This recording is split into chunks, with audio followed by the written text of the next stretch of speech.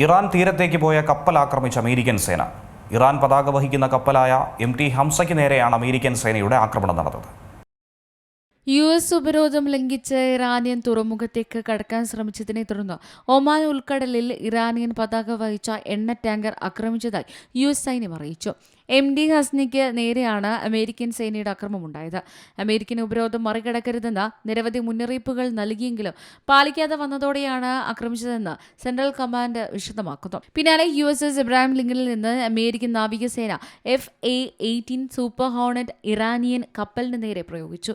നിരവധി 20 മില്ലിമീറ്റർ നീളമുള്ള തിരകൾ ഉപയോഗിച്ചുവെന്നാണ് സെൻട്രൽ കമാൻഡ് വിശദീകരിക്കുന്നത്. നിലവിൽ ഈ കപ്പൽ ഇറാൻ തുറമുഖത്തേക്ക് നീങ്ങുന്നില്ലെന്നാണ് അമേരിക്ക വിശദീകരിക്കുന്നത്. അതേസമയം തന്നെയാണ് ഇറാനെതിരെയുള്ള ഓപ്പറേഷൻ എപ്പിക് ഫ്യൂറി എന്ന സൈനിക ആക്രമണ നടപടികൾ അവസാനിച്ചതായി US വിദേശകാര്യ സെക്രട്ടറി മാർക്കോ റൂബിയോ അറിയിച്ചത്. ഇറാനെതിരെ യുദ്ധത്തിൽ ഇനി US അക്രമമില്ല. ഓപ്പറേഷൻ എപ്പിക് ഫ്യൂറി ഘട്ടം അവസാനിച്ചു. ലക്ഷ്യങ്ങൾ പൂർത്തിയായി. അമേരിക്ക പ്രതിരോധ ഘട്ടത്തിലേക്ക് കടന്നു. എന്നാൽ ഇറാൻ ഇനിയും അമേരിക്കയ്ക്കെതിരെ സൈനിക നടപടിക്ക് മുതിർന്നാൽ തിരിച്ചടിക്കും. ഹോർമുസ് കടലിടുക്ക് തുറക്കുകയാണ് ഇനിയുള്ള പ്രധാന ലക്ഷ്യം. അമേരിക്കയുടെ സമാധാന നിർദ്ദേശങ്ങൾ അംഗീകരിച്ച് ഇറാൻ ഹോർമുസ് തുറക്കണമെന്ന് മാർക്കോ റൂബിയോ ആവശ്യപ്പെട്ടത്. ന്യൂസ് ഡെസ്ക് സിമലം ന്യൂസ്. ഏറ്റവും പുതിയ വാർത്തകളും വിശേഷങ്ങളും വിരൽത്തുമ്പിലറിയാൻ സീ മലയാളം ന്യൂസ് എല്ലാ ഡിജിറ്റൽ പ്ലാറ്റ്ഫോമുകളിലും ലഭ്യം.